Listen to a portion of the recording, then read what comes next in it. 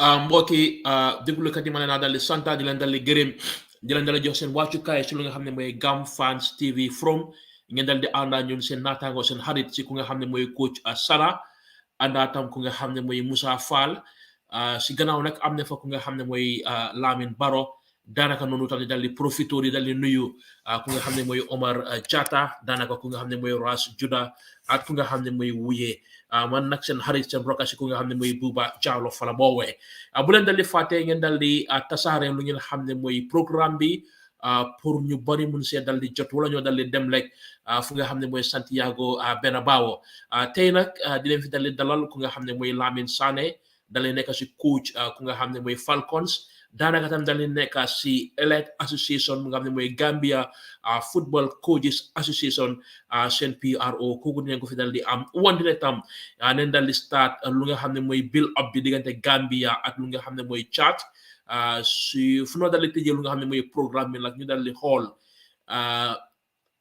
déclaration bi nga xam ne mooy Kamoso déclaré na ko pour daldi challenge ko nga xam ne mooy incumbent président Lamin Kaba Bajo pour lu nga xam ne mooy GFF presidency bi mu nga xam ne élection war naa daldi am si August moom tam ne fi daldi waxtaanoo mbiram wante ne tam di leen daldi sant di leen daldi gërëm di leen daldi ñaanal lu nga xam ne mooy jaama Habib ma bàyyi la rek nga daldi nuyoo askan bi daldi nuyoo lu nga xam ne mooy auditeur bi namoon nen la.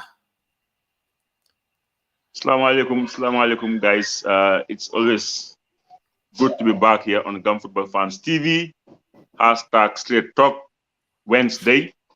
So ngeen ko xamee rek fu mu nekk nii suñu football bi na gën a jax because ñëpp xam nañ ne something else is coming up very soon in a couple of months. So my fii moom na gën a exciting going forward. So it was a wonderful day, like always up and down. So am nañ chance tey pour dem stand a second division game at the goal project between Greater Tomorrow ak Jam City, which end up 2-1 in favor of Greater Tomorrow. So from there, we have very, very, very, very important and exciting topics. So we start from there. Coach Sana, ñu dali la nuyu sa demi run fu nga xam ne mooy America.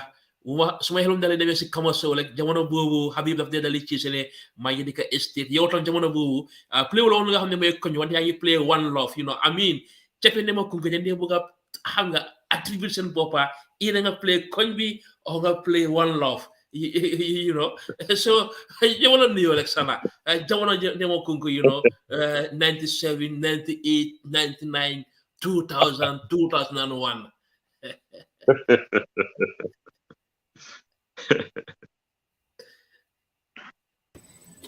Habib Bouba dafa jaay ne daf ma doon seetaan maa ngi play football so am na yu bëgg a ekkati fii moom loolu yu duma si tontu ay wallop ay koñ bi ak yooyu duma si wax yooyu foog naa dañoo focus on straight talk bi fii that will be a topic of another day Bouba jërëjëf waay thank you very much si sa introduction bi di nuyu Habib rek and di also nuyu Lamin si gannaaw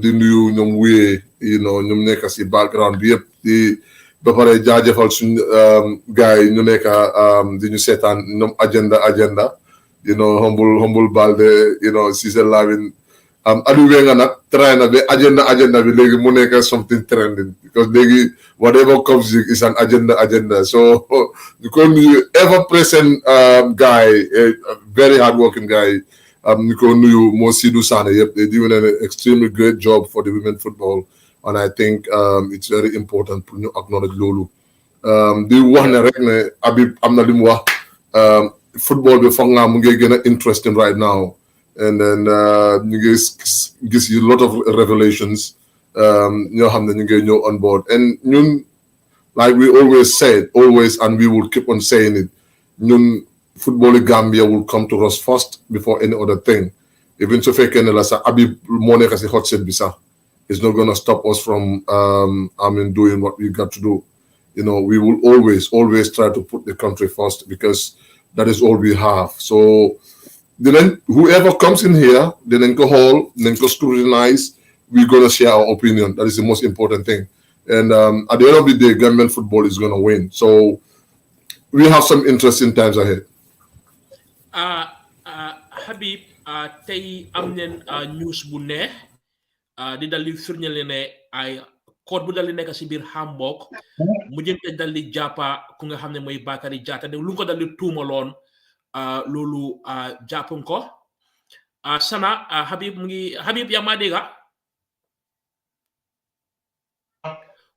waaw ma ne code bu nekk Hamburg dañ dal di wane tuumal bu nga xam ne tegoon nañ ko si Bakary Jatta dal di toxu woon biir Germany 2015 mu jëm koo dal di jàppa léegi free na te ku nga xam ne mooy coach Thomson Fit musoon naa fugga buntaam woon jamono Sangdong ak ñoom Matar Mbodj bu gaaja demoon scouting bëggoon nañ ko wante ne tey Thomson Fit mu noonu dal di firndile mu ngi dal di waxtaana agentam bi emut fa Habib Ibrahima Dabo ñëwoon na Gambia ak agentam doxantu dem si fédération bi doxantu dal di dem si lu nga xam ne mooy ministre of youth and sports wante ne xale yu nga xam ne jël leen back way ñu ngi Spain ñu ngi France ñu ngi Italie danoo dal di dugal ñi rek wala gan bi di dal di ñëw ñooñu ñëpp dañ di am difficulties da ngaa dégg nit mu ne la maa ngi Spain mënu maa play maa ngi Germany mënu maa play maa ngi Italie keesi Bakary Jatta ak keesi Ibrahima Dabo lan leen si mën a jànge lu nga xam ne mooy government ak football federation.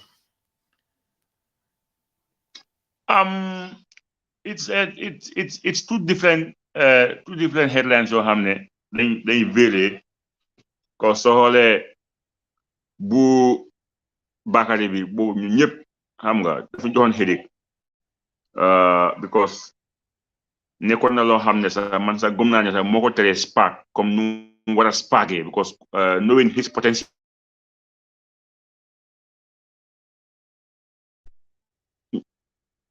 ma diga ila diga waaw ma ne Bakary moom bosam sax it was something else because football dafa nekk loo xam ne soo ko play da nga need a very very very clear mind sa bopp bi dafa war a seet nga focus on the game gëm naa ne sax loolu sax moo ko xaw a tardel in terms of his progress because Bakary knowing his talent gëm naa ne su nekkoon ne mu dem play with a free mind you know he would have been doing something extraordinary but nonetheless alhamdulillah the fact ne case bi now is put to bed is buried loolu moom fana Gambians yëpp ak Gambians fans ak his family friends ñëpp tey dafa mel ni da nga wàccee container suñu kaw because every time we thinking about him xam nga lan mooy xew next the possibilities because fii moom in life anything is possible sometimes sax da nga am digga sax ñu tonkatu fen waaye di fag ne lii tey ñëw na bañ gis ne ñu ne Bakary code bi wax na ne is cleared loolu dañ ko rafetlu in two way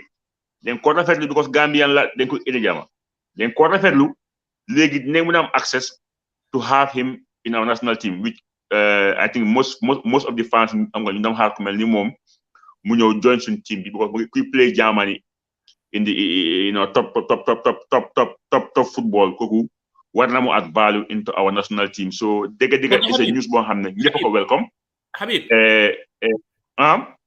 dama ne wax ne ne player bu dal di nekk foo mun a dal di play soo ñëwee Thomson Fit daf day xas ak play parce que du la play loo sa position ba pare daf laa defend loo na tam na loolu tam gis nga ko even Bakary su ñëwee sax Bakary dina xam nga Tom freedom ak Tom moom even d'accord ne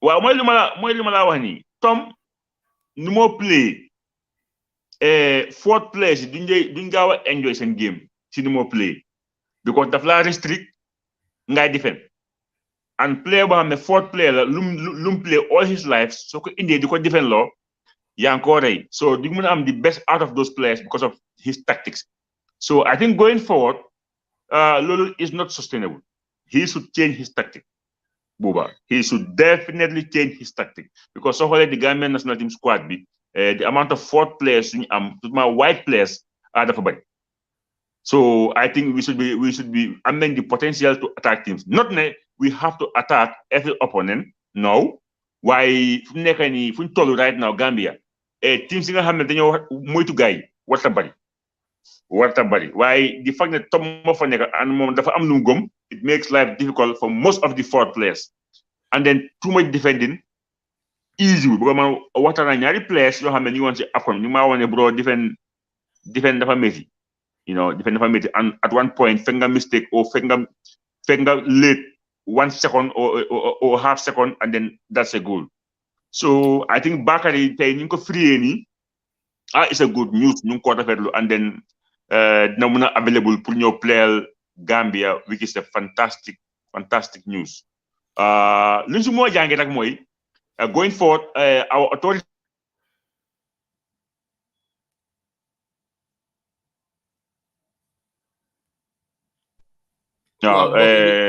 going forward li nga xam ne moom lañ mën a jàngee si keesi Bakary bi mooy na Gambian si keep doing what they do mooy our authorities should be very very careful when it comes to documentation ak players yi ak seen yooyu noonu so lii xew na passé na waaye nañ make sure ne daal yu mel nii xam nga it could be avoided ba nga xam ne duñ amati benn player buy dugga in this kind of situation waaye xam naa ne daal ñoom xam nañ what happened in the past so they know all what it takes to minimize such kind of things ba nga xam ne du xewaat because ñun we want to be in the news for the right reasons not xam nga rumors yoo xam ne xam nga daf ñoo yaaxal so Ibrahima Dabo tam the same thing Ibrahima Dabo ñëw na fi gis nañ mu ñëwaat again tam bi ak some other people gis nañ mu dem si ministre bi ak jeefe waaye nag lu ko fa yóbbu ak why the motive behind those visits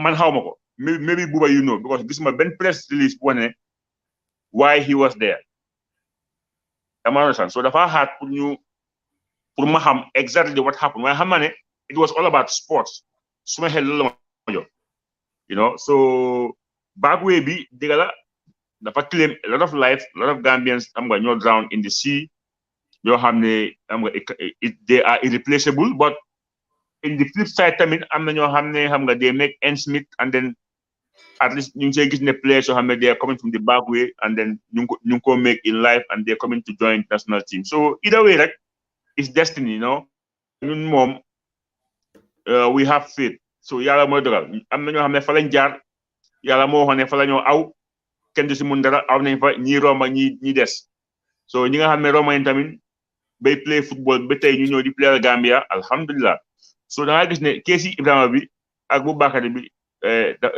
dafa xaw it's not the same waaye at the end of the day yëpp is about Gambia so ñu bàyyi suñu xel going forward what we have to do pour put our players ak our people on right track ba kenn du nekk si news boo xam ne is negative so man daal loolu laa see mun a yokka waaye demi Ibrahima bi with the ministry ak GFF ñun xamuñ si lu bari because there was no press conference buy explain why he was there sana inimbara bi dum betala mu dambe yano wala kita gunjurti Habib ba fokan comme ni Bakary Fongo aman state of mind so deno fon ala performance fongo anyana ka tamino teng there was one time Jamal under 21 coach aprateka Bakary Fongo commandi Thompson Fit anataka name ala squad toto 2019 ala market value tata for 2.50 million something ala market value jitale because Hamburg for the last 3 years ibe second division iman seleno this is the first time kabri ijita nung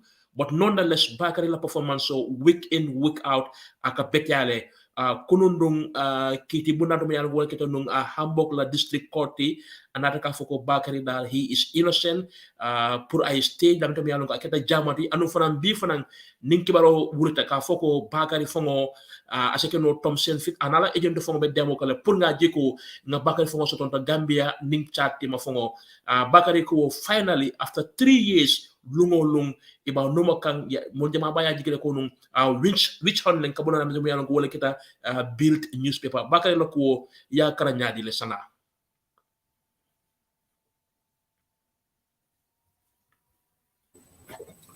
buba baraka bake wo ñinen karo to ngamro mu kulati mi yalo ko akumaya ta bake because Bakary nata ke moloti mi yalo ko jiko warata la ko to num bake anata ke dindin min fana yalo ko mol jikita ko nanata national team odo abe quality na fela jele very good because akata forward like akata back very and Yeah, bepare I opportunities certainly pour play different positions in the team as well.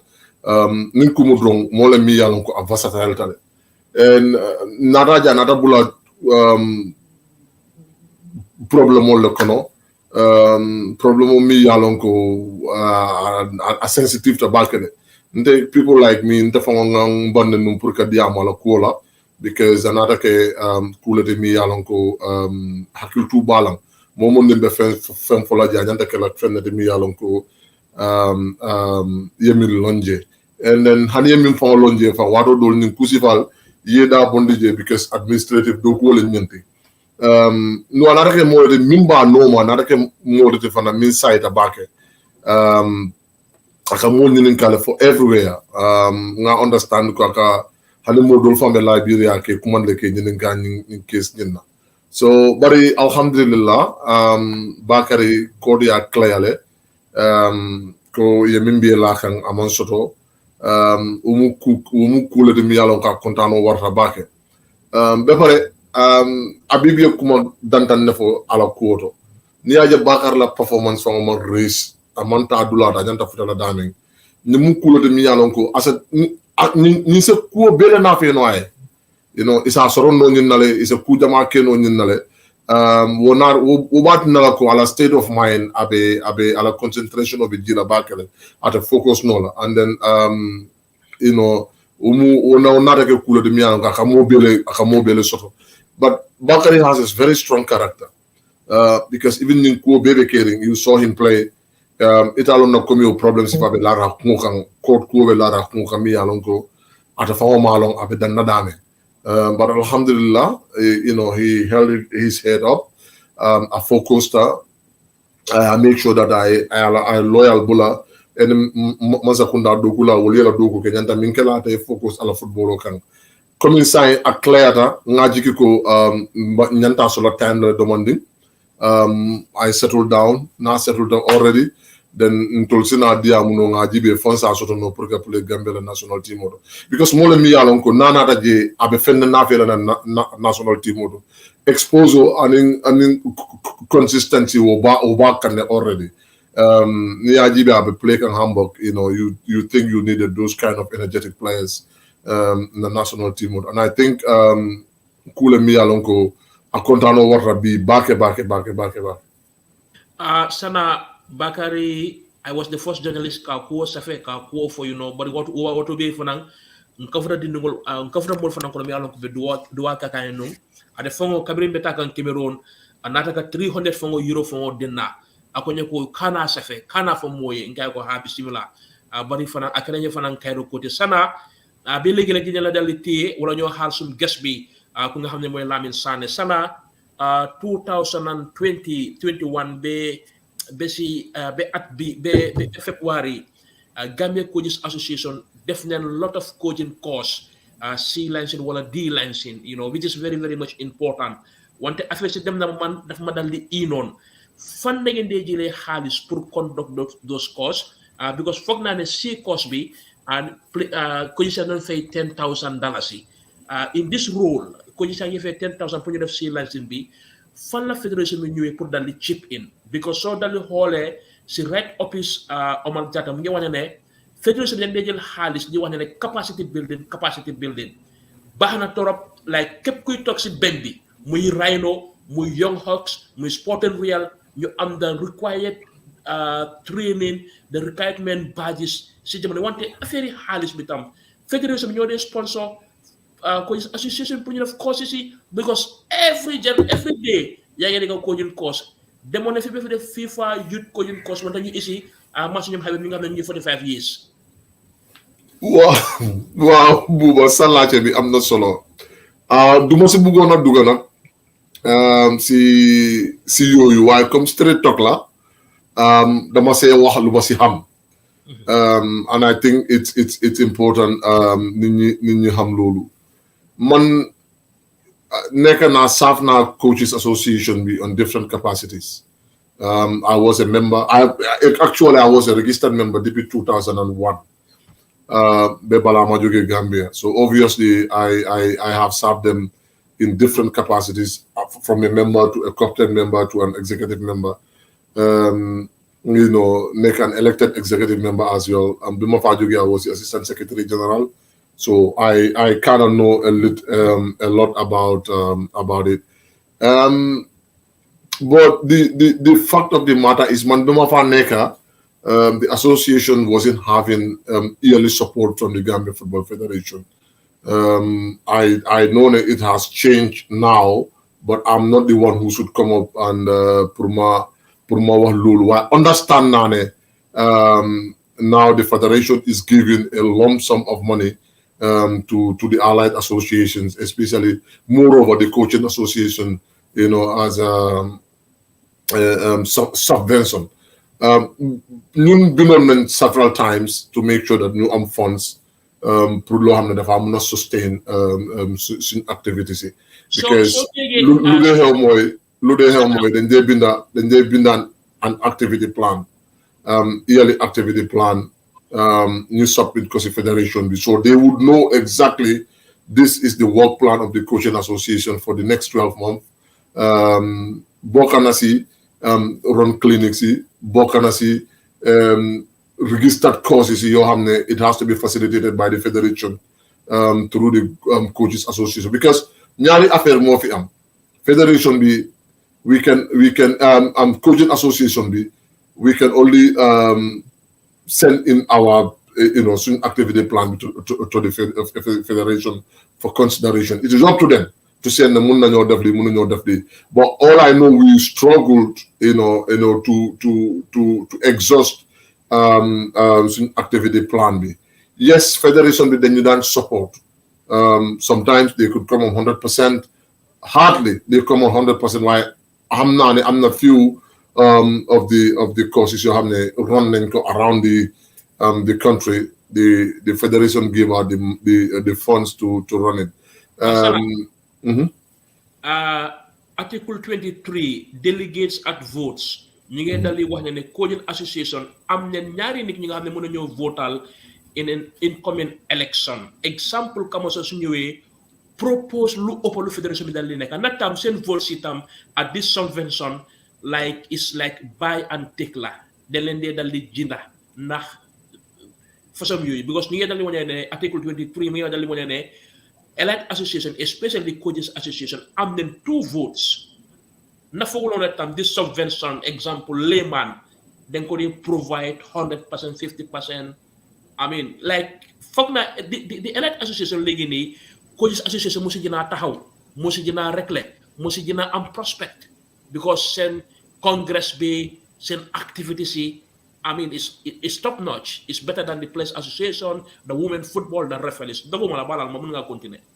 Well, mun nga ko anything.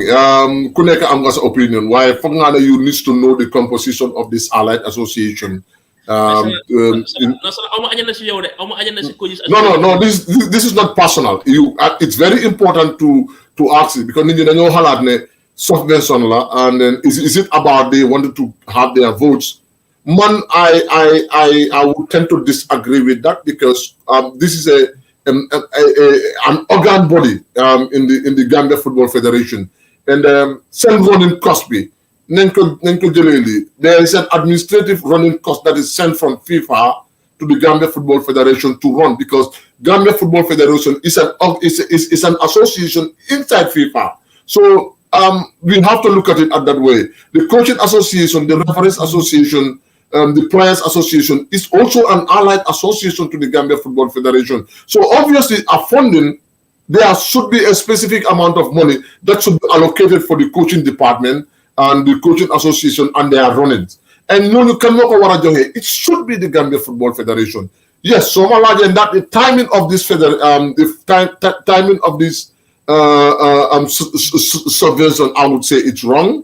So if I can subvention be, it can raise eyebrows, and because it's an election year. And I think the whether it's an election or it's not an election, this allied association has to be subvented. Man, personally, I got mad because the mark is that all the regional associations will be giving subvention for the past years. But in my capacity as the assistant secretary to the coaching association, gis ma fenn foo xam ne coaching association was subvented. Yes, there will be a project to the federation. It's up to them to give us what they want, what they have. You know them put the rest of the money to run those things. So basically, the timing of the subvention to fake this year in Kokumase, therefore wrong. Because anybody could see that it is politically motivated because it's an election year. But I think in moving forward, they are now thinking in that direction. This is not something that needs to come to the coaching association alone. I mean, what the referees know than that subvention. I can tell you that. The referees associations, they will always have it. So the only association that was more neglected was the coaching association, even though the players association was just like ceremonial, because they could have purposely put on those votes. In those votes. But people are getting aware. All these associations are getting more into their constitution. They know that they are there to defend the interests of the specific association. So that has to change, and I can see that coming, because you can see the coaching association is working right now on an independent way, and I think that is exactly the way it should be. The Players Association also needs to do that, and I think the women football as well needs to take up that responsibility and move up independently, look into the interests of the women football. Habib, then they certain league B, interesting coaches, the first division, the second division, Fana Gold, Fana Jigain, they play off late, coaching courses itam get them left in, left right. You ñep d'accord ne képp kuy tok ci bench bi war nga am the right certificate, right ham. I mean, te gisu ngeen one time coach Tafa Mané dal li tukki demoon Liberia ba léegi ni amee Liberia seen under 20 wante ne bëgg nañoo gis moo coaches ñu dal di tukki, bëgg nañoo gis moo coaches ñu dal di coach bitim réew biir Africa biir Europe. No dal di jàngatee coaches yi seen development, secondly this young coaches ñoom Boya ak ñoom Lamin ñoom Lamin Sané ak ñoom Yunusa Baji, ñoom Karik ak these young coaches. Well, ñoom lu ma leen di advice mooy they have to come together. They have to come together. All the coaches in this country, most of you coach in top tier football, should register with the coaches association, because I was informed some big names in Gambian coaches know how right now register with the coaches association. Lolu xel nangu ko ñoom ñëpp a war a register. It's not expensive. It's only I think $1,200. Loolu du dara. Coaches yëpp dañ war a register with the coaches association su ko defee ñu am doole. Waaye Gambia dañ bugg ay yëf yi ñi bokka ñi bokkuñ. Lii is a common interest. Na ñëpp ñëw register bokka. Suñ ko defee ñi work independently kenn lañ wax fooy aw. Waaye most of the time dafa am ñoo xam ne dañuy bugg a xaaj guys su ko defee ñu buñ ñëw as one big family. Ko gis they have to register. Ñoom ñoo bokk job bi na ñëpp register. Man am na ñoo xam ne sax personally bu ma xamee ne register wuñ man I was shocked. You understand? Okay, going forward in terms of capacity building is key. Doo ma nekk a coach of a first or second division team yow amuloo benn coaching background, yow amuloo benn training, loolu tamit baaxul, because soo ko defee yow amuloo ideas li nga nekk tamit mooy di met. Because man léegi ma dem Europe di gis ay half time top yoo xam ne dama xam ne kii amul bagage, because sa team su nekkee mu ngi behind yow nga war a ñëw camp team bi advice leen ngay yuuxu di wayal, kon yow amuloo xam-xam, because yow yaa war a put team bi on the right scale pour ñu mën a bounce back in the second half.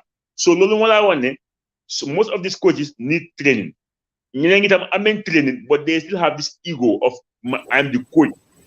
Habib yaa ngi laal important point boo xam ne nga wax ne coaches has to come together.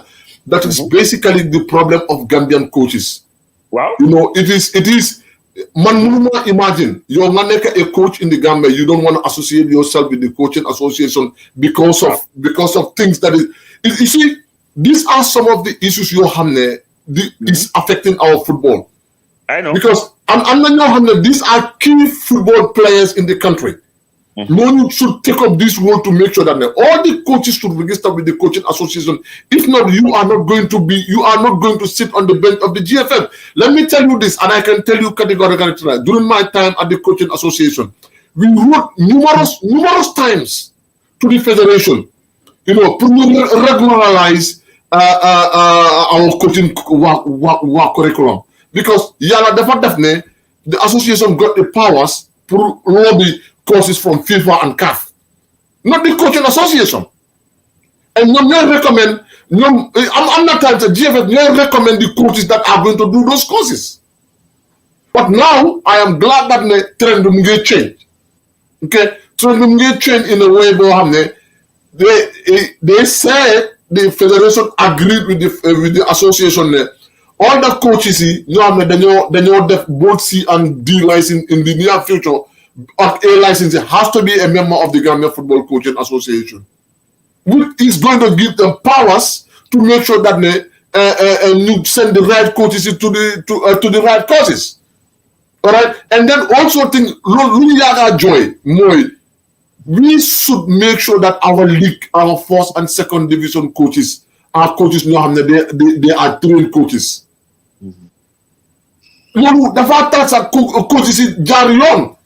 Why? Okay, man, Sanayafa, Lamin Kababajo, suma uncle la. I can be at any team's bench. It's those days are gone in football. Why it's no, I'm not. I seen coach you hamne. Then just tell CAF be license be pay $10,000 to Astafurlah, $200 for DEFCO. ISN family live in Harry Tobaski. Just to make sure that they do that course. And then they don't talk legally because the club owner see that guy would not agree with that individual. Come, I'm course and fair Halisam put that course. Who should set that standard? Can I want to put that law into place? I can tell you the association wrote numerous times. Huh? The association wrote numerous times. We wrote numerous times to make sure new regularized coach. First and second division coaches has to be trained coaches, either CAF, B license or OC license. But mind you, the association, the coaching association can only recommend to the federation. These are the key decision makers. They're not going to put into law. So if the federation is not working with the association to make sure that we implement these recommendations, then you'll be for the next 10 years. So the recommendation would be put under their commons. And the federation also needs to understand that the coaching association is a very important body that they can work with through the technical department of the GFF to make sure you implement these kind of things. Because imagine. You're not organized courses. In the you talk 2 weeks. They need to complete a certain number of hours. Complete and you certify them. Not talk. You go in and take any time they can have. You make a coach. Wife you talk. So let me see here no more. Club owners you know another way. They need to look into the people. I'm C license or B license. Then you hire them. In fact, you regularize our coaching industry and the people you call that more federation. Sana xamna ne bi sa topic la bi sa dole la Assis ñu bay la lek nga dal di nuyo nga dal di askan mi nangon nuyu len la ñu jël tam jox la ben lacté dal ko tenk ci affaire coaches ak federation bi. Waaw ma ngi nuyu everybody. Ma ngi nuyu ma la nuyu Buba Sana ak Habib. La ñu ci background bi ak ñuy déglu ñep ñu nuyu Roman Abroad yep. Boy fa noonu yow góor yi Mahrez wala téye bi léegi Assis. Ah? Dafa noonu góor yi Mahrez wala téye Manchester City daaw bi. Fii daaw no man duma Manchester United fan.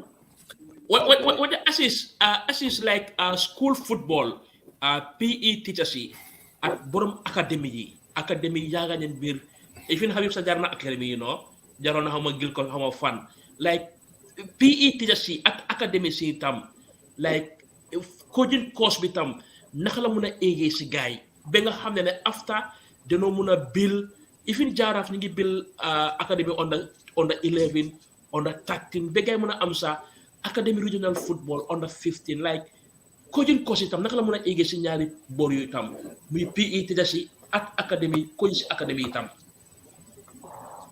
waa sana ay waa buga yow fu mu nekk yaa ngi laajte lii moo gën a important because PE teachers yi ak ñu amee académie yi because foofu la football wala dooree fu mu nekk ñooñu noonu soo amee académique o da nga nekk PE teacher yow mënuloo jàngal sa student bi naka la ñoo contrôler tennis o naka ñoo passé yow mënuloo ko jàngal yow anything xale bi su demee ba di mag yow lu mun a am dara waaye su nekkee xaleel mu nekk ci school bi foog nga ko mën a jàngale ak yow ak sa académie bi man ay tim ne comme ni mu fee doon wan nii dëgg la 10,000 bari na bariwul am na ñoo xam ne amuñ ne ko vraiment mënuñ ko avoid man ay tim ne dañ ko war a yombalal da nga xam ne lu bëri ñu nekk ci school si comme noo ko waxee PE teachers yi ak ñu nekk si académie bi ñoom ñëpp gars yi dañ ko mën a afford pour gars yi mën a dem ñu def ay course su nekkul da ngaa dem def delay da ngaa def delay waaye wal nga ñu mën a def course su ko defee ñooñu ñoo mën a amee because ñooñu ñoo amee grassroot ñooñu amee grassroot bi te grassroot bi dafa dafa important xale bi yow fa nga mën a dooree fa nga mën a jàng yu bëree bëri yow bala ngaa ñëw ba mën a dem yow nga mën a football yow mu nga mën a nekk si because yow soo ko gisee ñun ñëpp Gambia koo leen boo xam ne play nga dem nga school team nga de dooree school team ngay dooree from school team nga dem xëy na after nga dem nawetaan from nawetaan yow nga mën a dem si ligue bi soo nekkee si school si obviously ñu nekk si school si ñun tam gars yi wala ñoo mën a am xam-xam pour gars yi mën a jàngal yow pour gars yi mën a jàngal xale yi loolu noonu gars yi dañ ci war a seet bu baax a baax coach Sana waxtu mu noo dal di jàmbu ba pare tam ñu bëri ñu noo dal di déglu am na lu nga xam ne mooy soxla like Chad ak Gambia di leen dal di play biir Cameroon biir Douala on the 21st of March 2022 return leg bi dina dal di nekk biir Morocco 29 of March South Africa fu mu nekk nii si jamono bi South Africa am na ñaari test match benn bi ñoom France ba pare tam Chad si lu nga xam ne mooy red up bu Omar Bina Chad ñun doon dal di train depuis 11 février ñun jamono bu nga place yi nga xam ne demoon nañ AFCON fu mu nekk nii juróomi players ñoo si nekk di dal di play week in week out ñoo si nekk di dal di play 90 minutes am na ñeene yi den gaañu ñeene yaa ngi Gambia ñeene yi seen club playgum leen ba pare tam wax noppi tam fédération maa ngi dal di noppi si affaire yi 11 million dollars bu nga xam ne président Adama Barrow joxoon na ko players yi fédération maa ngi dal di noppi si lu nga xam ne mooy $10,000 yu nga xam ne loolu seen quarter final bonus la like jamono toogoon na Gambia dem Cameroon biti baa ngi dal di noppi tey ni Sana amum fukki fan bu dal di teg pour ñu dal di wal di jënk wante Chad dañ leen dal di baanoon they are hungry lions ñun gis nañu ñun dem struggle pour dal di door Djibouti like these are big matches quarter final appearance loolu war naa dal di delluwaat African Cup of Nations like the build up waroon naa kumba Sana waaw buuba am nga build up bi du mun a xuma because ñun suñ football bi si problème la dëkka il faut ñu focus on the positives ñu build on the positive from the AFCON foog naa ne depuis bés buñ toogee si AFCON bi up till today we are getting back to now a negative our atmosphere. Federation B is getting into a lot of scandal. The parts on the issue. You talk about preparation. We then go direct and then you play Morocco.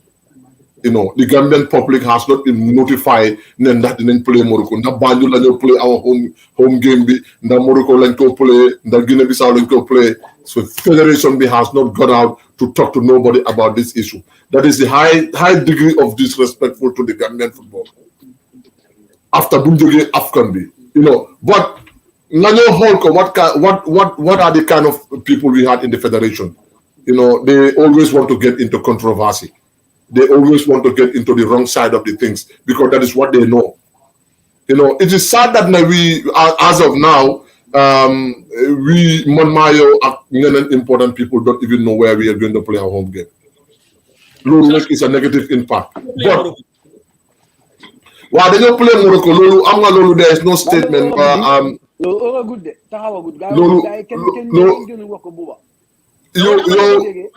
dafa ruslu pour ñu ne gaay yi bind ne dañoo xar ba last minute wante ma laajte naa coach bi mu ne Morocco la te wax ne Morocco la ñëw play wante no xam nañ I mean bu ma jodro man maa yéen xam nañ ne Morocco la ndax Morocco la sax loolu wax nañ ne Morocco la waaye lii dëgëral loolu mooy ñu génn in this statement or release a statement to you know what Gambia ne can't the new band to play home, we're going to play in Morocco. Lan mo seneka? This is exactly what should be done. Buba, you last one. How much chat? 2 months ago, like I play Cameroon. You play Cameroon. And they are not shy away from it. We already knew that we had a very bad football pitch. So soon you want to play Senegal or you play Guinea or you play Morocco, it's easy for you to go and tell, come Abi Blum there, these are schoolboy decisions you have. It's just there. You just have to, just say it. You know, why it's unfortunate, but I believe that, the team is going to change a little bit, because I'm not players. You all know that there are a lot of players. See, AFCON is a lot has gone on wrong in the in the AFCON. Even though we went up to the quarterfinals. It was great. But in terms of the team spirit, in terms of discipline in the camp, a lot needs to be put in place. Tana, ni buba mu ngi wax lu important. Fu mu nekk ñu demoon AFCON 5 minutes or 4 minutes guys nekk di play. Am na ñoo xam ne bu gaa jógee AFCON so la gaa di play. Which is very important. Te ñooñu suñu ñëwee de gaa yi dañoo play. Te ñun xam nga Gambia caat xam na Gambia waaye Gambia amul caat loolu moo gën a garab. Li problème bi amoon against Djibouti the last minute ñu dem penalty shootout yow ñu génnee gars yi te bii mooy gën a garaaw dem nañ ci African Cup bi dem nañ ba quarter final Gambia xamuñ caat xam na Gambia so which is very important te caat gis nga ne sax yoo ñëw man gis naa gars yi nga nekk di train ñoom ñu ngi gars yi nekk di train gars yi nga nekk di dem camp ñu ngi am for the player ñu ngi wàññi 225 230 tout lii gars yi nga nekk di train ñun ñu nekk nii right now billahi da nga lu bu baax loolu dëgg la man keroog maa ngi ko wax ma ne ñun 5 minutes 6 minutes doo nekk gars yi nekk di play soo léegi yeneen players yi fan la gars yi jógee. Bepare as is one important thing that happens in the AFCON, the change of leadership in terms of captain and stuff, and the camp is well divided. Even after the AFCON, they were all divided. And then now OJ is the right person. Now Menko as the captain, that is the right person to build the team together. It's something that's it's yet to be seen.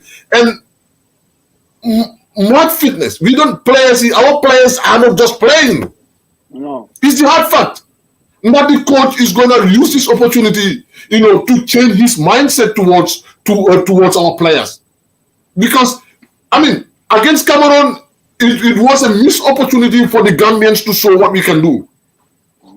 On a technical point of view, it was a missed opportunity for the Gambians to go out there and showcase what they can do. And everybody knows that at that Cameroon game, it was just a poor tactical teamwork from the whole team. And Lolu, there is only one person that you could just blame is the coach. That is what he wants them to play. Any player, King of Wahal, the flower and the Kobe, this is the way he is set up, the way he wants us to play. So obviously, that's all we can say. Sana. Buba mun la laaj waay xaalis bi Buba yaa ngi laajte 11 million bi séddale nañ ko players yi waaye nu ko gars yi séddale gars yi séddale ko mu em gars yi dañ doon ñu gën a play games ak waaye am na ñoo xam ne ba tey jotuñu seen xaalis yi 11 million bu leen président mayoon séddale nañ ko bu gaa yi demee Cameroun foofu la ko gaa yi séddale waaye players yoo xam ne nii gaa ngi woon si Kolda te gaa demuñ woon si AFCON bi ñu bëri ba léegi gaa yi jotuñ seen xaalis man xam naa loolu noonu. waa Habib beneen 10,000 bi moom gaa yi waxoon ne su kaaf joxee xaalis bi suñu ministre bi wax su kaaf joxee GFF xaalis ñoom nañ jox players ku nekk 10,000. waaw boobu sax 10,000 bi sax baax na nga wax ne $10,000 dollars Habib. $10,000 waaw. Habib yaa ma dégg. Yeah, maa dégg. Habib Kamaso ñëw na. dafa doon ne Hawks ñoo ko dal ni ngeema. Ria mu ngi fële Wally Dan mu ngi fële. am na ñi nga xam ne wax ne ma ne Kamaso du NPP. wante ne tam this election government daf si dee play role. This kind of election government daf si dee play role te gisoon nañ ne relationship am ak sport ministry bi ndax fooguloo ne tam Kamaso tam like either président Adama Barrow moo koo puus wala tam Kaba tam mu ngi koo use ne Kaba tam am na opposition because ba léegi Kaba génn a gut pour wax ne dafa taxaw like génn a Kamaso bi because Kamaso xam nga nit soo wax dafa sa diggante yàlla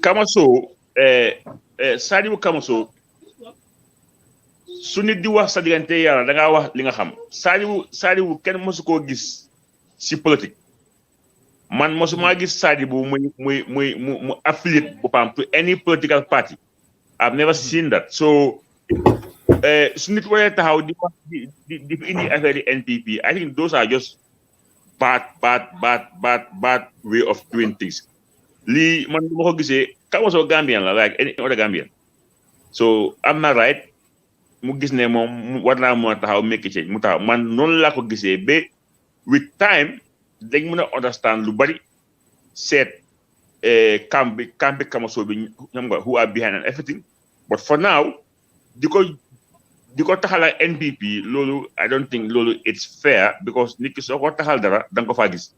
non Habib. du taxal de dañ laa laajte ndax NPP boobu because all these elections. Kaba Bayo IPRC moo ko teg. Kaba Bayo yaa jëmee moo ko taana isi ko project ko. waaw boobu leer na waaye bii gis nañ executive members yi GFF ñoo xam ne they are sympathizers of a party. ñoo xam ne ñu ngi support a party boobu leer na gis nañ ko fu nekk waaye kana mën a wax ne gis na Kamaso muy support a particular party openly man de gis ma ko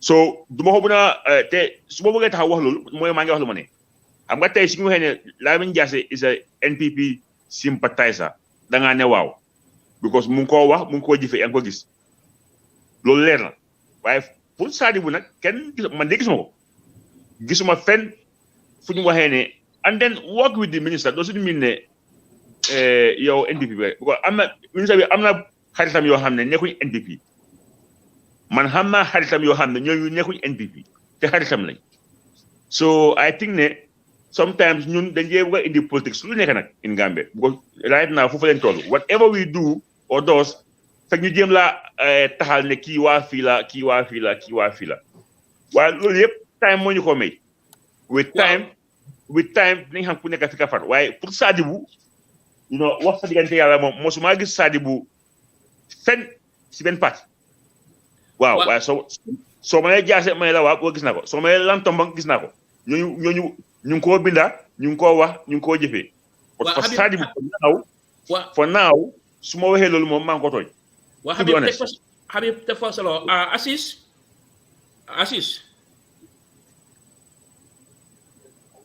waaw buuba Assis su fekkee ne Sadibou wiinut Sadibou su wiinutee Ibu Faye nekka meyo Banjul Ibu Faye dafa ñëw abal Sadibou su wiinutee dina ne daldi abal Sadibou mu ne dafa bëgg a delloo njukkal like xaw ma restore confidence bu ñu war a daldi am transparency wante moom Sadibou Kamaso moom moo nekkoon campagne manager Kaba fan la lëndëm ba mënut a dal di xaame wante fan kañ la dal di lëndëm ba ñu mënut a xaame ne Kamaso mooy right hand yi Kaba bi mooy woon executive. waaw moom Assis. moom moo nekk executive ba léegi nii ba tey mu ngi mu ngi GFF de Waaw. man daal man li ma wax si lii su fekkee ne xam nga ñun Gambia yàlla daf ñu def ay xam nga yàlla daf ñu def ay natu because su fekkee ne Sadio Kamaso ak Kaba rek a fa des Kamaso ak Kaba yow ñoom ñaar rek a des kon nag kon ñun suñ football bi mu ngi demaat ci loxo yu kenn xamut Buba Kamaso ak ñoom Kaba gaay ne ko yow benn libin bi ba ka démb rek ñoom ñoo fi nekkoon together so tey xam nga lan moo isen conflit so léegi tey Kamaso tam ñëw na mu ne fu mu nekk yow moo bëgg a nekk président xëj na ba pare Kamaso kenn xamul ñan ñoo nekk si gannaawam Kamaso ñan ñoo nekk si gannaawam te óol na ma peg ne ñu nekk si gannaawam moo nekk ñu nekk si gannaaw ñu nekkoon si ñoom Kaba kam bi dafa xaaj ñii dem fii ñii dem fii so ñun léegi ñun Gambia ñun fan la ñoo dem fan la ñoo dem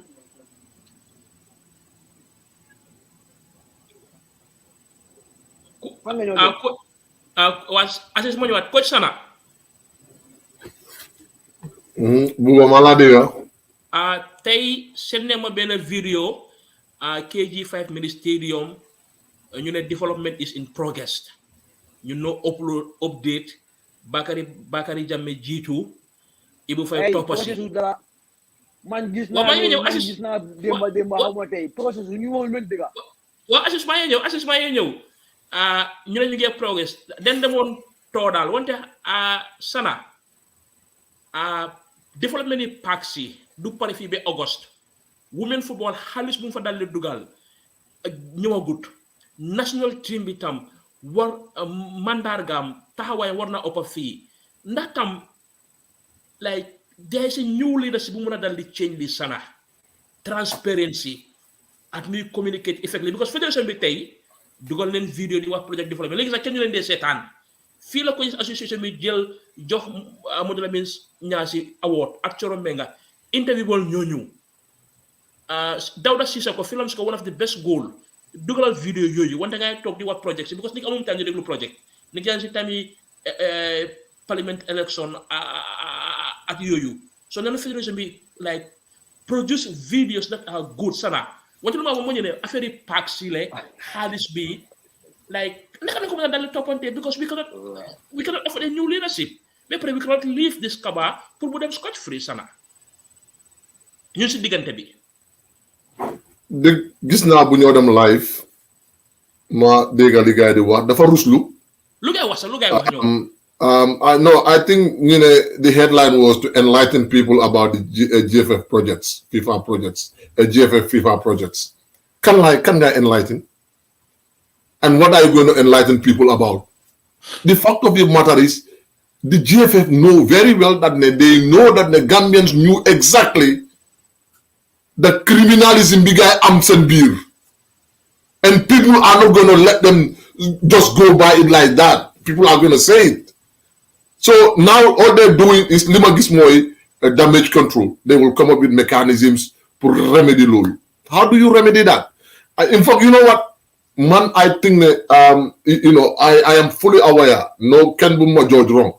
But government should not interfere into football issue. But in the case of the Gambia, government should interfere. Sana loolu moom jënd football li dafa am politique de football.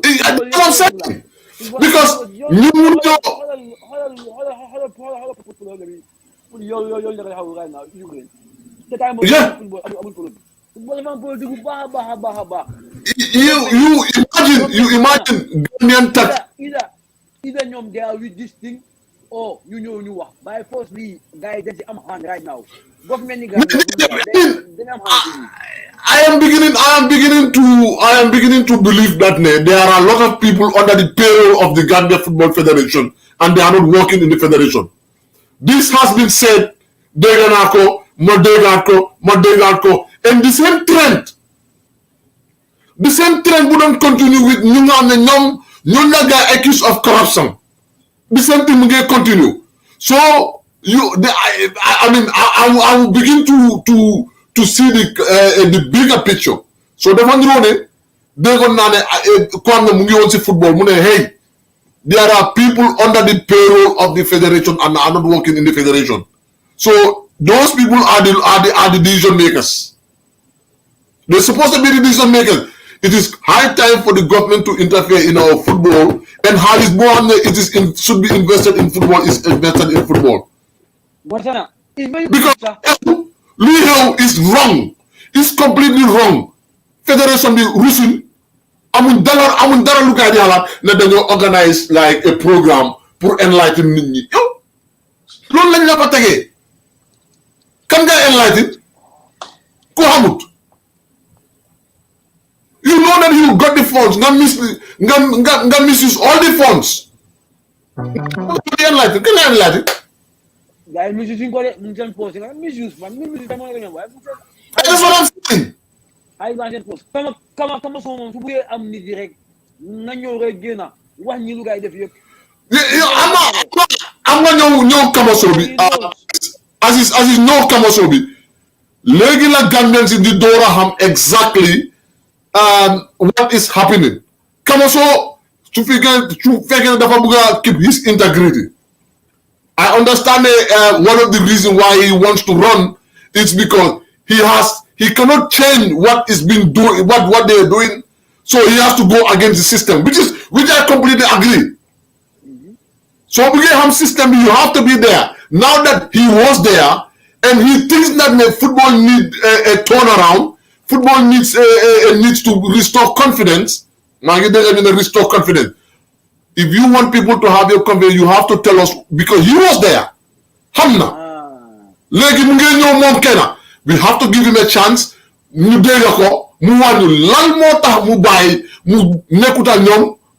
pour restore confidence of Gambian football. You know.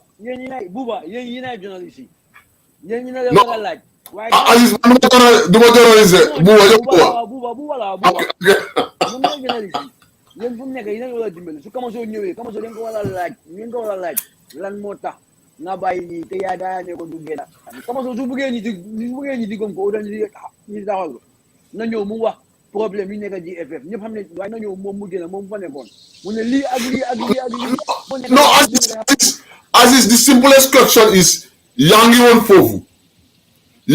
foofu nekkaatuloo foofu yow yaa nga you were with them ngeen part ways. Why do you part ways? You were there and now you left. Why do you left? Well, Habib ñaari question la coaches association bi gay meron nen ñu fon sen trip jige Banjul jar Dakar point of correction coaches association meron because they will fen coaches association bi na dañ mer. Wah, Sarah dañ mer. Loolu Habib. Habib gay dok sen ticket ñi dem Douala. Gis na fa turi James Diouf mu fa. Abat mu fa. Ñon suñu tur Babacar Falaye mu fa ñun jël leen 300 ci xaalisu nguur bi ñun ñeta ñoo teglante ndor. Mom 36 man 36 man 38 ñu jël 300.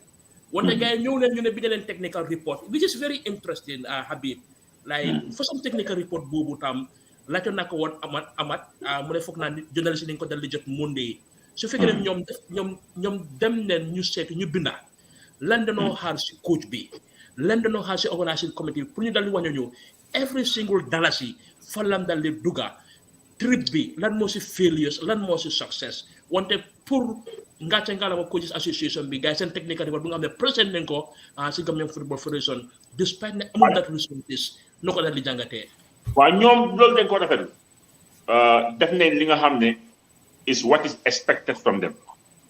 Wane nañ jom ak fayda because GFF joxuñ coaches benn value. Lu am ne AFCON happened for the very first time. Nga yóbbu jaxay yóbbu politicians yi. Hey, Habib,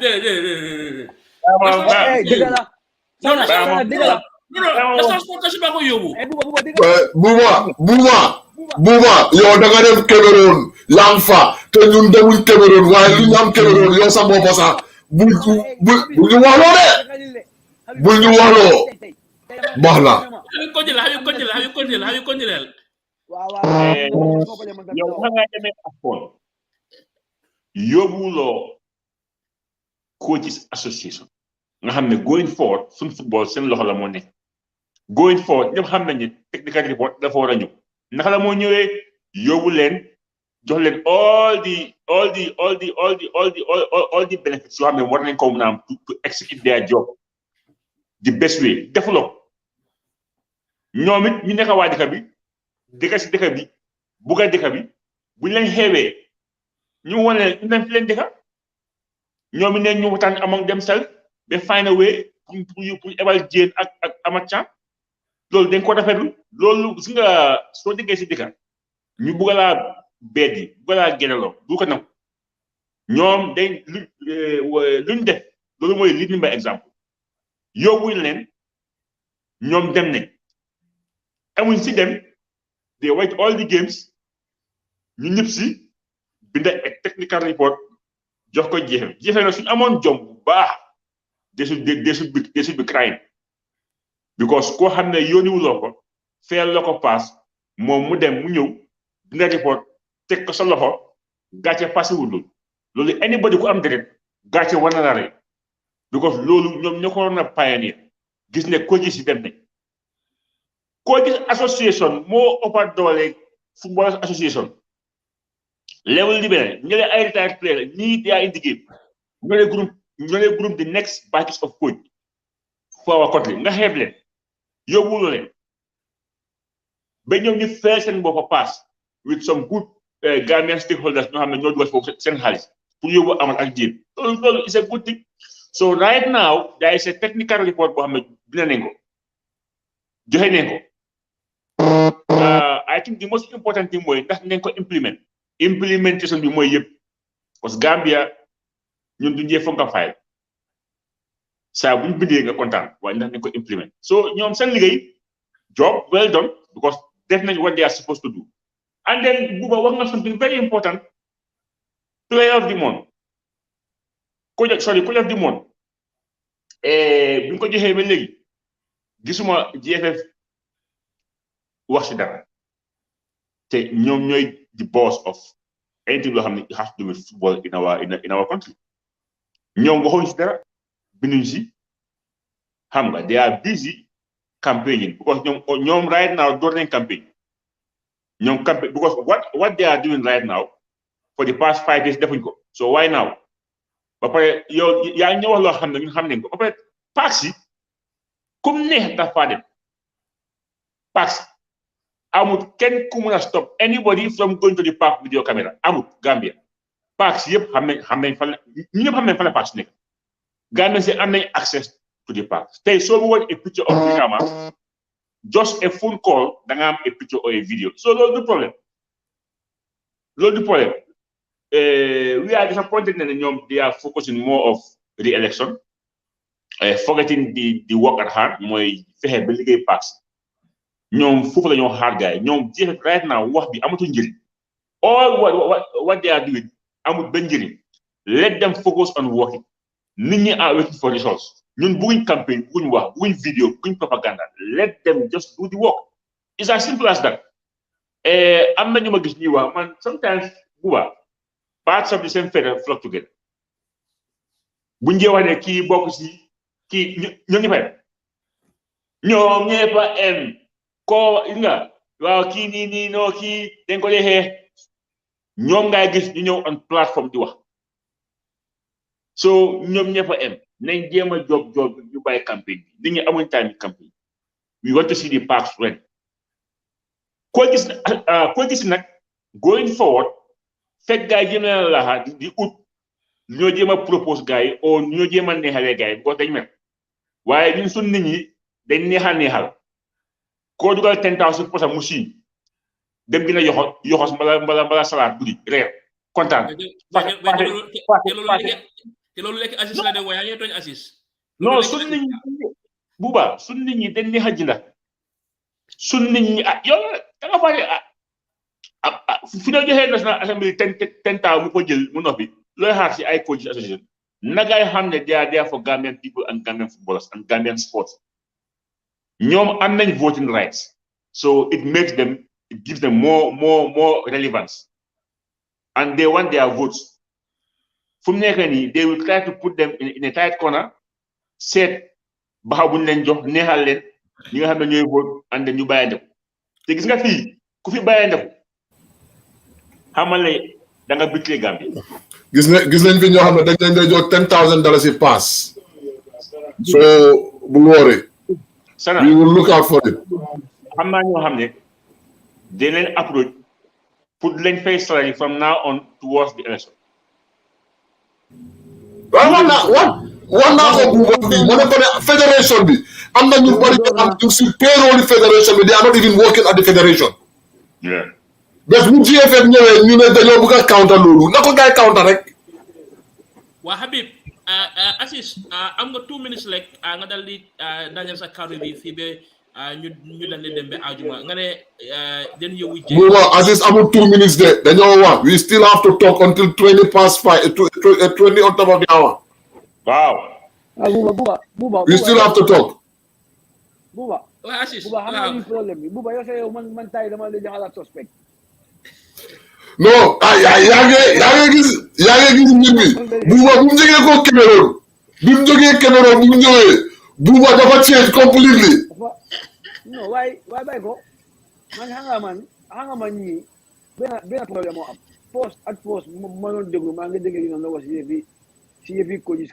mu nekk kële lu ñu wax pour coaches association ak player association bi coaches yëpp dañu war a nekk si coaches si association bi soo fa nekkutee coaches duñu la benn coach soo amee problème benn coach du la taxawal ñaay su ñu teg leen ku nekk teg $100 every month ngeen teg soo amee problème ku la mun la taxawal pour looy everything loolu dafa war a nekk loo xam ne nii dafa war a am coaches yëpp amul nga am A legend amul kii am Z legend amul kii am B ñoom ñëpp comme que coach nga si ligue bi nga nekk 4th division 2nd division ou 3rd division da nga war a bokk si ay coach ay division bi so amul nag nga amul yaa ngi coach ay 30 years si ligue bi also because soo ko amee yaa ki beneen coach bi coach tey yéen ñëpp a en ñëpp a war a nekk si ay division bi gars yi mën a nekk benn boppa gars yi dimbale wante après léegi nga wax lu am important tamit ñëpp yi fu mu nekk doon na GFF ñu bëgg a taxaw ñii ñoom kaba fu mu nekk dinañ jéem a di wan ñu nekk waaw suñ nekkee suñ toogee nañ leen defal lii nañ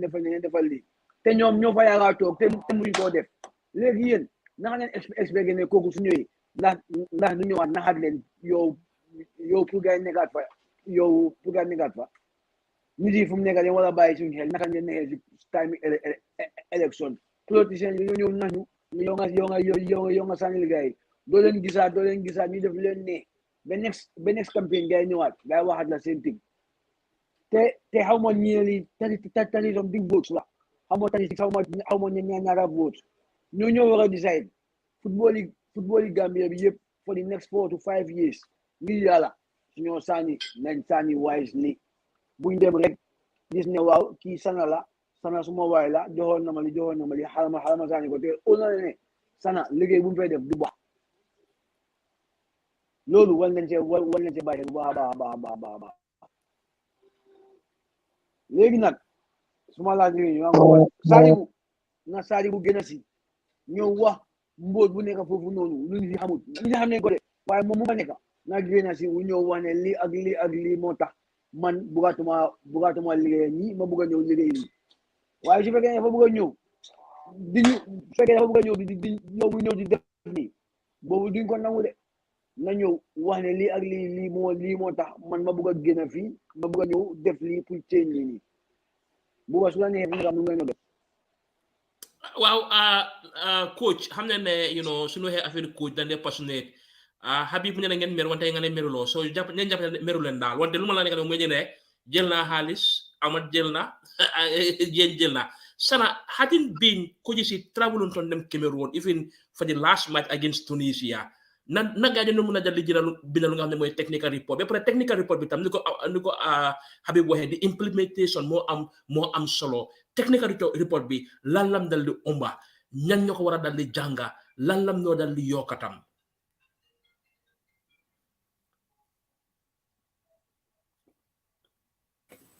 in two folds la nekk the technical report am na importance both the coaching association and the federation because dina am a lot of things loo xam ne dafa include on technical matters which could be used by the technical director, which could be used by the coach, and which is also going to help the federation to plan ahead in subsequent competition. On the coaching aspect, it's going to help the coaches new familiarize and bopper with things that happens at the international level. So that is going to prepare them to make them ready in case one has an opportunity to be in that position. And I believe, and I definitely believe the report would definitely entail 3 or 4 specific areas. Travel, the part involved traveling, on training sessions, match days, the for summaries, the for recommendations as well. And I think the financial aspect of it also would also come in. So the Faneka law it has to be conclusive. The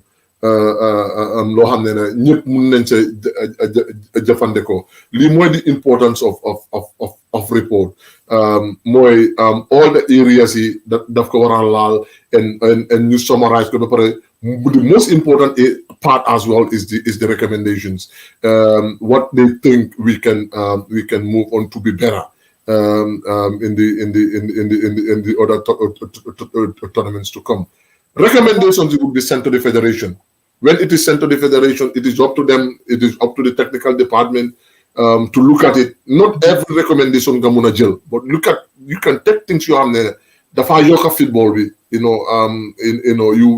work on those things and then implement ko. Amga nyari affaire mo ki dafa recommendation, ki joxe recommendation, and ki implement. To implement it, it is up to the federation to see it. But I'm scared. The reason I'm scared is this federation doesn't always, whatever you come up with, they had a plan for it. Whatever you come up with is in the pipeline. Whatever you come up with, I'm the idea be. Football it's just like a goalkeeper's glove at the hand. They work together, and there are partners that you work with. The Referees Association, the Players Association, the Coaches Association. These are partners that you can work with. Whatever recommendation they came in, you should be able to pick up 1 or 2 and move on forward. For example, the JAM season review. One of the recommendations that was written for the few years back was match balls. We need at least 10 match balls. Ground. Lolu dafa tasa game we do slow and then time wasting then can minimize. But those things are these are simple things that you can easily put a deaf ear on it. Sana, dogo mo lang yo yang ko hilig important ngene match balls. Yo mafogo ne GFF gade bisa na contract at iba ko na match balls. Wa dinañ ñëw ak lolu lu ñëw establish mooy how are the match balls? We make a noise about it, and I believe it could change. In terms of recommendation and implementation, man recommend it, but to implement it, it's up to the federation to implement it. So, the report will. The coaching association did their job. They shown class, shown in maturity, shown in professionalism.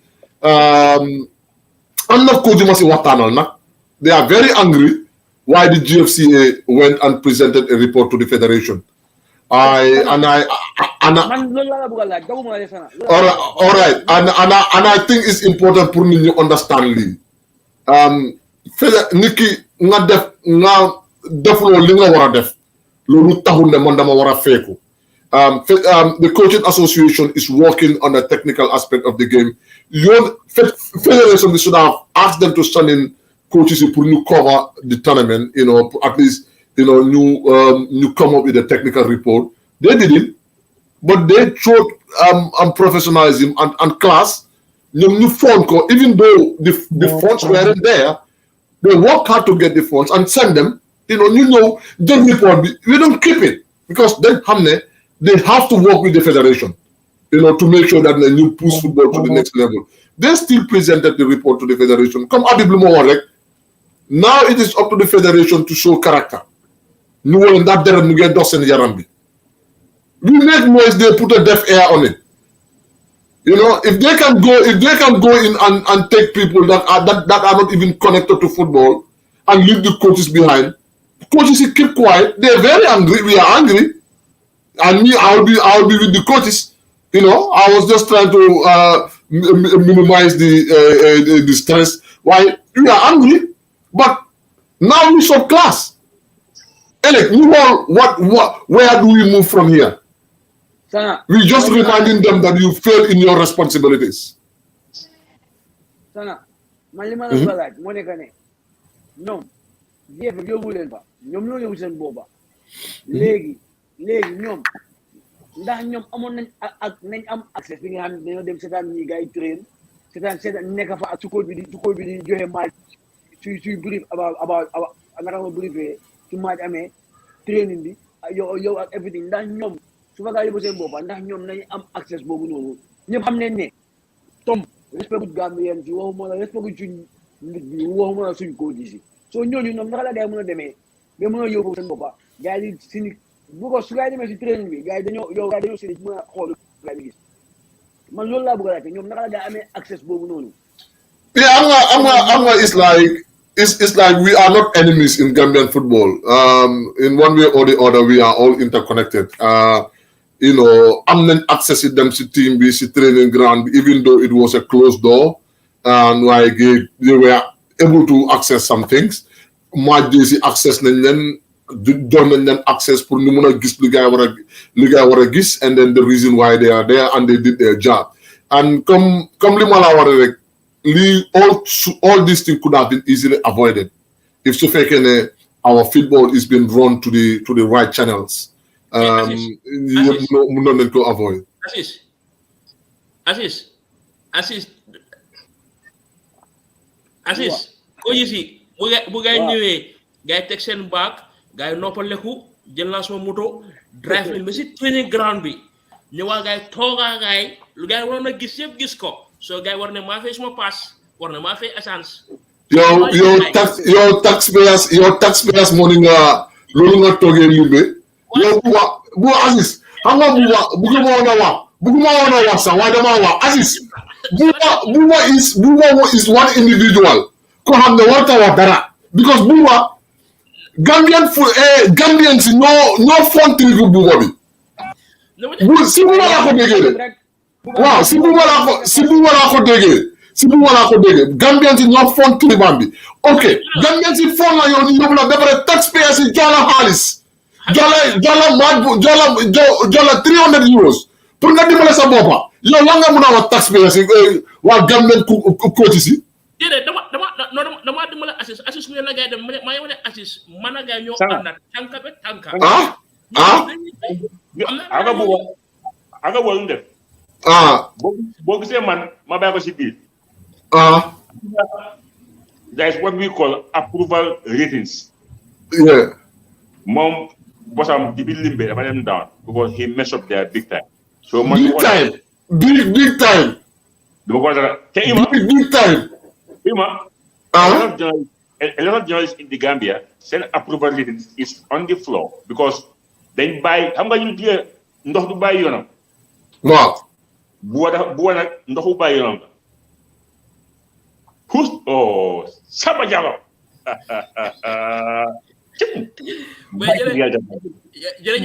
waaye ma ne technicien mu nekk si suuf dañoo léegi ma bàyyi podcast bi léegi ma dox ko dama war a jëlee ñu dem ba jóg si dëgg bi.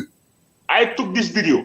Buba li ma la wax ne conspiracy moo nekk fii because technician bi sax daf dee toog si woon léegi instead of focus on the things that we know def daf dee fekk ni di nekk di war di génne di Banjul fii ak yooyu conspiration.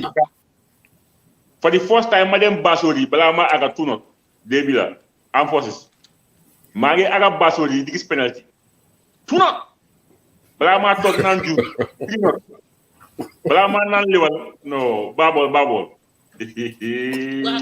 Habib yes Habib waxtaan naa Kor Mata Mbodj transfer yi Moustapha Dia under 20 bi mu mënoon wax ne su ngeen demoon World Cup tam dañ doon egg even semi final wante ne fu mu nekk nii am na fa some players ñoom Aliou Barry ñoom Sixa ak ñeneen players ñu nga xam ne ñu ngi fa des ak ku nga xam ne mooy Adama Kanté so ajuma dina ñëwaat wax extensively si ligue bi first division second division ak jigéen wante tam gisoon neen Baboucarr Tambidou Ibrahima Singate door neen seen début foofu si biir Estonia loolu dinañ ko dal di waxtaanee local football si soobee yàlla kon mbokk yi waxtu mu noonu dal di jaamu ñu bëri bëgg na dal di seetaan nga xam ne mooy Champions League Sana dama doon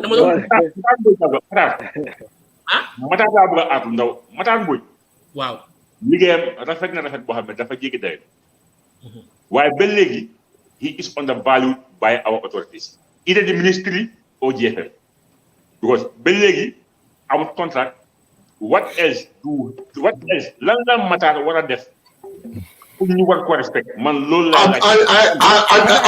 Habib no one is going to talk for Matar. I'm going to say this publicly. They now extend invitation to Matar to discuss about everything surrounding football. You don't blow your own topic. ñun am nañ bot gis nañ lu mu def. Wow. Man lu ma wax mooy. Despite going on 4 tournament, winning 2 goals ak ñaari bronze te yëpp awele ba nekk si Gambia kooku lan la war a defaat ci ndam pour mu mun a am. If to fake and then you invite Federation to give us answers, but they are not. But Matar, we need to talk to him. He needs to come on board. I'm not putting everything on GFF because you have GFF, you have Minister of Sport. So we need to know who exactly should be responsible of Matar's contract. Federation is the federation. Is the federation. Habib 609 ngay wax de ministre bi ak GFF. No. Why Sonia is youth football? Sonia is youth football. I think it is entirely responsible of the federation. I don't know why lii moom benn waar. National team bi. te xam nga ne ñu ngi wax ne I think the federation is paying the coach. Yes. Trail lañ ko wax sport file lañ ko waxee. Tawaja ko wax de kii moo ko wax naka la tudda kooku noonu Bax project manager. waaye dama xam ne su nekkoon ne loolu amul ministre bi daf ko denounce but since then kenn from the ministry waxu dara soo ko ndigala ñoom ñoo ko fay because Bax bu dem ba sport file di wax loolu te amul loolu moo am. Because so amutoon.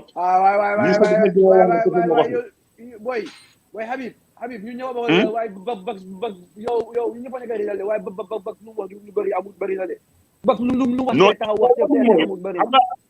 Ministre bi ak effet bi ku nekk daf yëpp nga wax ne man may def di bes so su taxawee wax ne ñoom ñooy fay coach bi open on air ñëpp di ko digga te kenn tontuwu ko moo tax ma góom ne kon digga because normally nit su nekkoon ne lu wax noonu was not accurate ndekoon di ministre dafa bind a press release mooy loolu amul ñooy fay so moo tax ma gëm ne GFF ñoo dee fay coach until ma gis somebody from the government mu wax otherwise but for now I am convinced ne ñoom ñooy fay coach bi because they choose their sport to score points because man dama foogoon ne government ñooy fay coach bi because bu ñoo sign his contract the minister was there so bàyyi xel ñëpp a demoon waaye Bax waaw tey bu ko wax te kenn mënu ko wéddi ba léegi man gom naa ne ministre bi nekkuñ di fay coach bi man loolu laa gëm. waaw kon mbokk yi dégg nga man am na création kooku mu ne waaw doo gaaw yow dafa leeraaw na nga yëfi paak si nii waaye Habib time yooyu moom soo leen tëddee nelaw leen fii ñun ñu ngi in town kenn mënu ñoo nax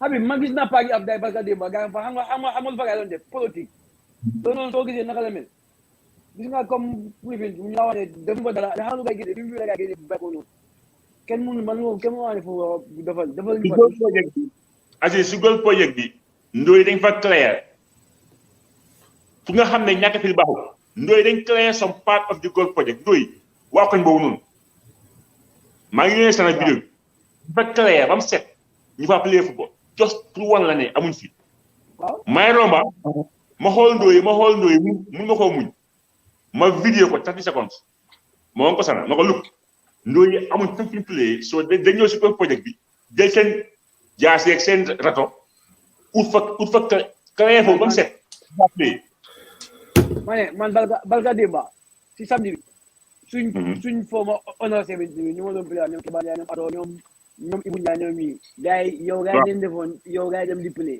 bu nga dem play gars yi dem play seen ma gis gars yi dugal na si groupe bi ma ne yéen doon play yéen da ngeen a xaru yéen ay mag yi indi ngeen yéen ñëw di play si fii la ilaha illallah non ñoom de war a play si fii bu baax seen mu nga fa anyway Friday is a big show. We would like to come on time. But for people saying that this platform is not pro or anti, we are going to an election. It's not pro or anti. Anybody is entitled. No. What correct? This platform is pro anti. It's not slash pro anti now. If you do good, we say. If you do bad, we say. No, the mean more. Platform is Gum Football Fan TV. Yep. So everybody is entitled to come. Kupuga ñëwal. Mo xam yaa ngi DSS, mo xam yaa ngi si benn camp. Kupuga ñëwal. Waaye nag ñun fi ñu utee ñeneen ñi mooy ñun kenn duñu dee sense of what to ask you. We will ask you relevant question.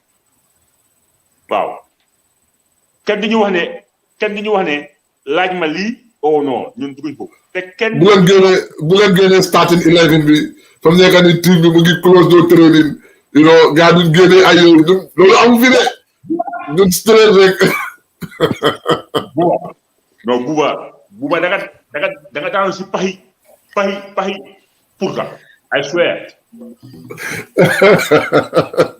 si saa si bu nekk a tomboy ay boy la gis la mu nga kool wu yàlla de wala mu ne kool wana ko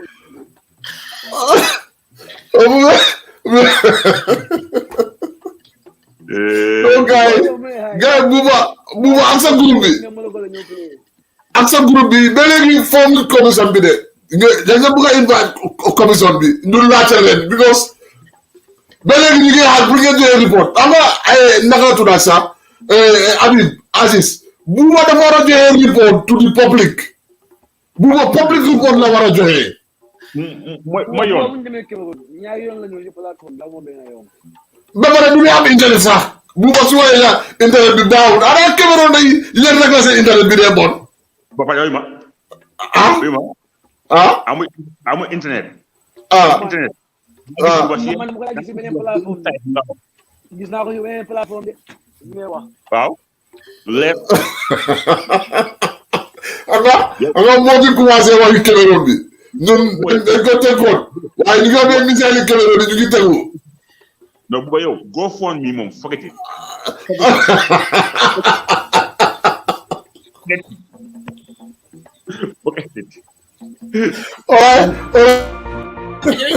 jërëjëf waaw ok jërëjëf Aziz jërëjëf Habib